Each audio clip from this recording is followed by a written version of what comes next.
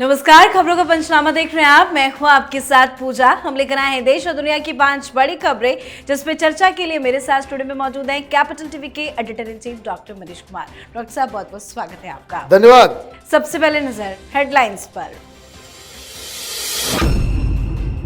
Victory day parade पर रूस जा सकते हैं पीएम मोदी, पुतिन ने भेजा न्योता। तो वहीं बिम्स्टेक शिखर सम्मेलन में हो सकती है पीएम मोदी और मोहम्मद यूनुस की मुलाकात। स्वास्थ्य विभाग पर अब कैग की अगली रिपोर्ट होगी पेश। सत्येंद्र जैन और सौरभ भारद्वाज की खुलेगी पोल। कैग रिपोर्ट पर बीजेपी के साथ कांग्रेस भी हमलावर। कांग्रेस ने कहा दोषियों की जल्द गिरफ्तारी हो। लगातार लग रहे झटकों के बीच केजरीवाल का पंजाब प्लान ऑन। पंजाब से राज्यसभा जाएंगे केजरीवाल। सांसद संजीव अरोड़ा को बनाया विधानसभा उपचुनाव के लिए उम्मीदवार।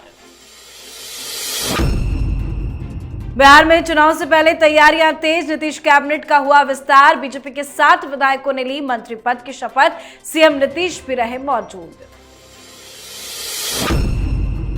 दुनिया के सबसे बड़े आयोजन महाकुंभ का आज समापन। महाशिवरात्रि के खास मौके पर पवित्र स्नान के लिए करोड़ों की संख्या में संगम पहुंचे श्रद्धालु। कल सीएम योगी आदित्यनाथ जाएंगे प्रयागराज। खबरों की शुरुआत में सबसे पहले बात पीएम मोदी की। पीएम मोदी के दौरे से जुड़ी 2 बड़ी खबरें सामने आई हैं। खबर है कि प्रधानमंत्री नरेंद्र मोदी इस साल मई में रूस की यात्रा कर सकते हैं, जहां वो विक्ट्री डे परेड के मुख्य अतिथि के रूप में शामिल हो सकते हैं। पुतिन ने पीएम मोदी को न्योता भी भेजा है। तो वहीं पीएम के दौरे से जुड़ी एक और बड़ी खबर यह है कि पीएम मोदी जल्द ही बांग्लादेश की अंतरिम सरकार के मुखिया मोहम्मद यूनुस से मुलाकात कर सकते हैं। यह मुलाकात इस साल अप्रैल में बैंकॉक में होने वाले बिम्स्टेक शिखर सम्मेलन के दौरान हो सकती है। आपको जानकारी के लिए बता दें कि बिम्स्टेक में बांग्लादेश, भूटान, भारत, म्यांमार, नेपाल, श्रीलंका और थाईलैंड शामिल है।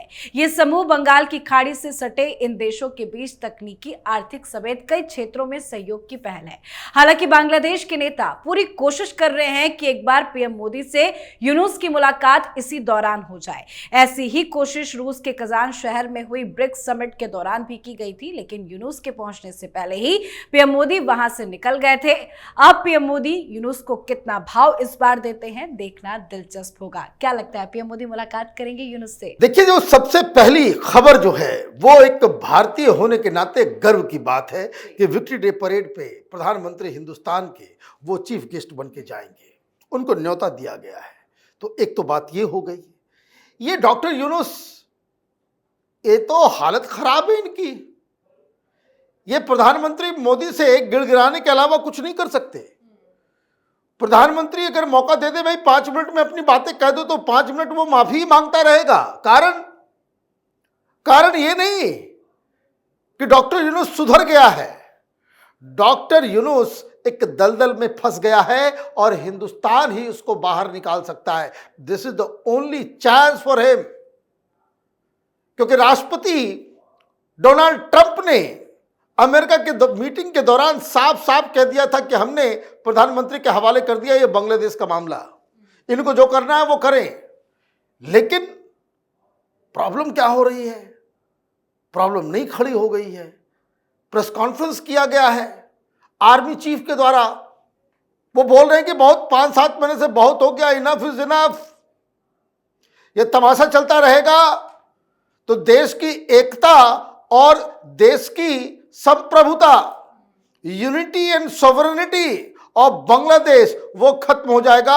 अब मैं बर्दाश्त नहीं करूंगा। मतलब आप समझिए, शेख हसीना के रिश्तेदार हैं और अब पहली बार वो जो बवाल मचा, उसके बाद पहली बार वो सामने आए हैं। उस वक्त तो यूनुस के सामने सरेंडर किया था आर्मी ने। ऐसी क्या बात हो गई अचानक से? इसका मतलब यह है कि जिन आकाओं के दम पे, जिन डॉलर्स के दम पे, जिस अमेरिकी सरकार के दम पे वहां पे तख्ता पलट किया गया, सत्ता परिवर्तन किया गया, उन लोगों ने हाथ खींच लिया है। अब इसका संकेत बिल्कुल साफ है। शेख हसीना वापस ढाका पे हुकूमत करने वाली है। बिल्कुल। अब बात करते हैं अरविंद केजरीवाल पर बीजेपी के कैग प्रहार की। दिल्ली शराब नीति पर सीएजी रिपोर्ट पेश करने के बाद रेखा गुप्ता सरकार अब स्वास्थ्य के मुद्दे पर सीएजी की रिपोर्ट विधानसभा में पेश करने की तैयारी कर रही है। बीजेपी नेताओं का दावा है कि इसमें आम आदमी पार्टी सरकार में स्वास्थ्य के क्षेत्र में हुए गड़बड़ झाले की पूरी सच्चाई सामने आएगी। ऐसे में रिपोर्ट में कुछ गड़बड़ी सामने आती है तो सत्येंद्र जैन और सौरभ भारद्वाज, इन दोनों नेताओं पर सवाल उठ सकते हैं। आपको बता दें, अभी 13 और कैग की रिपोर्ट पेश होनी है, पर पहली रिपोर्ट के बाद से ही बीजेपी और कांग्रेस आम आदमी पार्टी पर जबरदस्त हमलावर है। दिल्ली प्रदेश कांग्रेस अध्यक्ष देवेंद्र यादव और संदीप दीक्षित ने प्रेस कॉन्फ्रेंस किया और कहा कि उनकी पार्टी ने जो मुद्दे उठाए थे वो कैग की रिपोर्ट में सही साबित हुए। दोनों नेताओं ने यह भी कहा कि अब जल्द ही पीएससी का गठन हो, कैग रिपोर्ट पर चर्चा हो और दोषियों को सजा मिले। साथ ही संदीप दीक्षित ने कहा कि शराब नीति को मंजूरी किसने दी, इसकी भी जांच होनी चाहिए। कल को लेकर क्या तैयारी है? क्या कल स्वास्थ्य विभाग पर कैग की रिपोर्ट आएगी? बिल्कुल आएगी। ये शॉक ट्रीटमेंट है जो भारतीय जनता पार्टी, रेखा गुप्ता की सरकार अरविंद केजरीवाल को दे रही। रोज कुछ ना कुछ करंट लगाता रहेगी, रोज एक ना एक साथ दे देने से मजा नहीं आता। लेकिन बेशर्मी की इंतहा देखिए। सीएजी रिपोर्ट चीख चीख के कह रहा है कि घोटाला किया तुम लोगों ने, नियम और कानून की धज्जियां उड़ा दी, तुम लोगों ने कार्टेलाइजेशन किया, तुम लोगों ने लूट मचाई। लेकिन आम आदमी पार्टी वाले अभी भी टीवी पे बेशर्मों की तरह कह रहे हैं कि कहां कुछ मिला, इसमें कोई सबूत नहीं है, कोई कुछ नहीं है। अरे भाई, कम से कम वो लास्ट चैप्टर तो पढ़ लिए होते कि क्या क्या रिकमेंडेशन किया गया है। रिकमेंडेशन में सीएजी रिपोर्ट में साफ लिखा गया है कि जांच कराई जाए और इसमें इन्वॉल्व लोगों को, अधिकारियों को, पब्लिक सर्वेंट को जेल पहुंचाया जाए। तो ये तो मामला साफ हो गया है कि शराब घोटाले में और भी कई मामले आ गए हैं।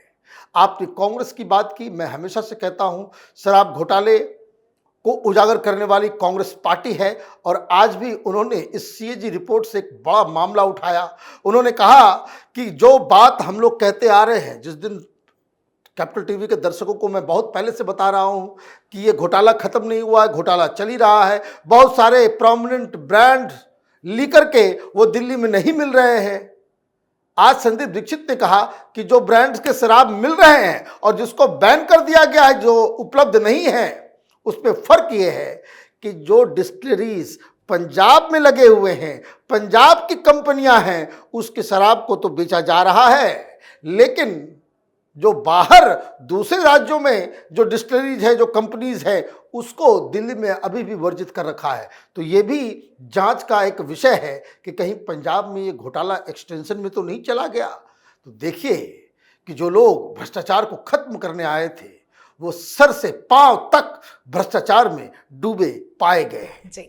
तो कैग रिपोर्ट को लेकर केजरीवाल बुरे फंसते नजर आ रहे हैं। दिल्ली में तो केजरीवाल की राजनीति पूरी तरह से खत्म हो गई है और अब केजरीवाल पंजाब पर नजर बनाए हुए हैं। बताया जा रहा है कि अरविंद केजरीवाल का अब राज्यसभा जाना लगभग तय है। दरअसल आम आदमी पार्टी ने अपने राज्यसभा सांसद संजीव अरोड़ा को लुधियाना वेस्ट विधानसभा उपचुनाव के लिए उम्मीदवार बनाया है। संजीव अरोड़ा अभी पंजाब से राज्यसभा सांसद है। हालांकि आप या केजरीवाल की तरफ से आधिकारिक तौर पर कुछ भी नहीं कहा गया है, पर केजरीवाल की चालाकी ये साफ इशारा कर रही है कि केजरीवाल बिना कुर्सी के राजनीति नहीं करेंगे। आपने कई बार कहा कि केजरीवाल राज्यसभा जाएंगे, क्या उसकी शुरुआत हो गई है? देखिए, जिस दिन काउंटिंग के दौरान जब ये हार गया, उस दिन ही मैंने कहा था कि ये पंजाब भागेगा।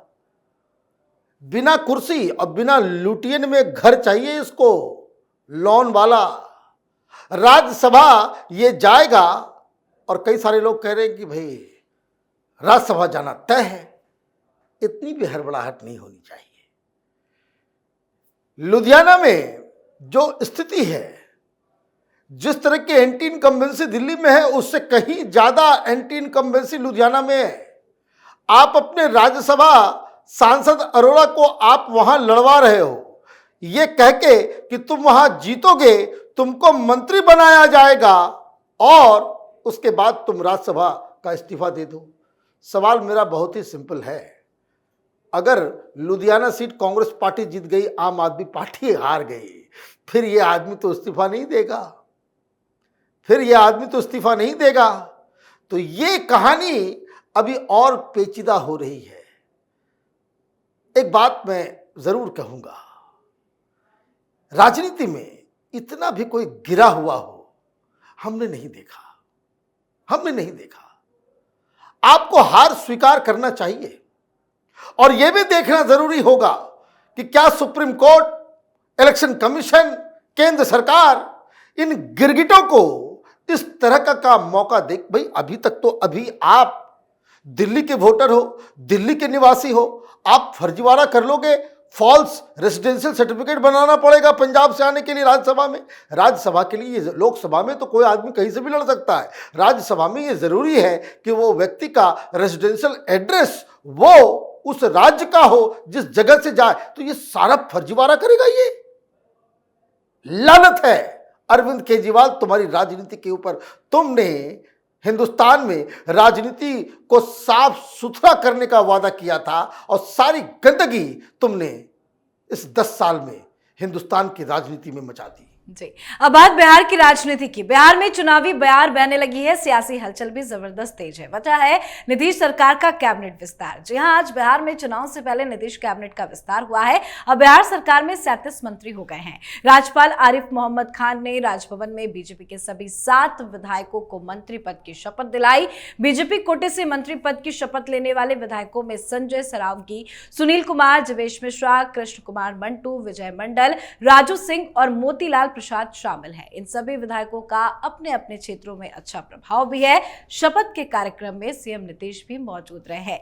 बीजेपी के विधायक मंत्री बनाए गए हैं। क्या तैयारी है बिहार में बीजेपी की? देखिए, ये कोटा था जो सीट खाली पड़ा हुआ था और अभी दबाव पड़ा। प्रधानमंत्री मोदी ने जो भागलपुर में मुलाकात की, उस दौरान भी ये कहा कि जो सीटें बची हुई हैं उसको भर देना चाहिए, उससे एक मैसेज जाएगा। तो भारतीय जनता पार्टी के विधायकों को मंत्री बनाया गया। जेडीयू के लोग अभी भी वेट कर रहे हैं, मे भी अंदर विस्फोट हो जाए जेडीयू के अंदर कि किसे बनाया जाए, किसे नहीं बनाया जाए। भारतीय जनता पार्टी में विद्रोह तो होता नहीं है, इसीलिए वहाँ पे जो अपर कास्ट, चाहे भूमियार हो, ब्राह्मण हो, राजपूत हो, ओबीसी है, तमाम तरह के कास्ट इक्वेशन को देखते हुए, बिहार की राजनीतिक की सच्चाई को समझते हुए और एक रीजनल बैलेंस को भी देखते हुए कि हर इलाके से कोई मंत्री हो, इसलिए वहां पे भारतीय जनता पार्टी ने ये काम किया है। 1-2 सवाल और भी बिहार की राजनीति में उठ रही है। अचानक से नीतीश कुमार के बेटे पॉलिटिशियन बन गए। भाई लोगों को उसका चेहरा तक नहीं मालूम भाई है कौन, और अचानक से वो भारतीय जनता पार्टी एनडीए गठबंधन के ऊपर बड़े बड़े बयान वो दे रहे हैं। नीतीश कुमार अपनी भद्द पिटवाना चाहते हैं तो बेटे को राजनीति में लेकर के आए। कुछ लोगों की राजनीति का एक अपना स्टाइल रहा है। लोग उनको नेता इसलिए मानते हैं कि हर व्यक्ति में कुछ न कुछ क्वालिटी होता है। वो अगर नीतीश कुमार अपने आप को बिहार की राजनीति में लालू यादव जैसा जाना चाहते हो, इतिहास में उन्हें लालू के पैरेलल अगर उनको अपना नाम लिखवाना है, तब तो बेटे को एक्टिव करें। अदरवाइज ये परिवारवाद बिहार के लिए बड़ा घातक साबित होगा। जी, अब बात आज की आखिरी खबर की। दुनिया के सबसे बड़े आयोजन महाकुंभ का आज आखिरी दिन है। महाशिवरात्रि के खास अवसर पर आज पावन स्नान के लिए श्रद्धालु प्रयागराज बड़ी संख्या में पहुंचे। महाशिवरात्रि के स्नान पर्व पर आज श्रद्धालुओं की भारी भीड़ उमड़ी। पिछले 44 दिनों में 65 करोड़ श्रद्धालु अब तक डुबकी लगा चुके हैं। योगी सरकार ने दावा किया कि दुनिया में हिंदुओं की आधी आबादी के बराबर लोग यहाँ आए हैं। मुख्यमंत्री योगी आदित्यनाथ कल प्रयागराज भी जाएंगे। वो महाकुंभ मेले के समापन की आधिकारिक घोषणा भी कर सकते हैं। महाकुंभ का आज समापन है, आखिरी दिन है, क्या कहेंगे आप? देखिए, आखिरी दिन भी जो जलवा दिख रहा था प्रयागराज का, कोई कह रहा है 70 करोड़ लोग डुबकी ले चुके। वो तो कल ही बता दिया गया था कि 65 करोड़ जो है वो क्रॉस कर गया। विपक्षियों को पेट में दर्द हो रहा है कि भाई इतने लोग आए तो आए कैसे, और फ्रंट फुट पर जाकर के बैटिंग करने वाले तेजस्वी मुख्यमंत्री योगी आदित्यनाथ, उन्होंने तो कह दिया कि गिद्धों को वहां लाश नजर आया, सुअरों को गंदगी नजर आई, है ना। तो बहुत ही पॉलिटिकली चार्ज्ड भी रहा। लेकिन what ever said and done, जिस तरह का आयोजन ये हुआ, दुनिया में कहीं आज तक इतना बड़ा आयोजन हुआ ही नहीं। यह इतिहास रचा गया है और इस इतिहास के लिए वो तमाम लोग जो वहां पे हर 5 मिनट में जगह जगह पे जो झाड़ू लगा रहे थे, जो सफाई कर्मी थे, जो वहां के कार्यकर्ता थे, जो वहां की पुलिस थी, वहां के एडमिनिस्ट्रेशन थे, ये सारे लोगों को बधाई। अच्छा होता प्रधानमंत्री मोदी को भी वहां जाना चाहिए और इन तमाम पुलिस अधिकारी, एडमिनिस्ट्रेटिव ऑफिसर्स, सफाई कर्मचारी, इसमें लगे व्यवस्था में जुटे तमाम लोगों को बधाई देना चाहिए। ऐसा कीर्तिमान और हिंदू को जागृत करने का इतना बड़ा अभियान इतिहास में आज तक नहीं हुआ था। बिल्कुल सर, बहुत बहुत धन्यवाद सर बातचीत के लिए। धन्यवाद। खबरों का पंचनामा में आज के लिए फिलहाल इतना ही। देश विदेश की बाकी खबरों और उनके सटीक एनालिसिस के लिए देखते रहिए कैपिटल टीवी। हमें लाइक कीजिए, शेयर कीजिए और कैपिटल टीवी को सब्सक्राइब कीजिए। नमस्कार।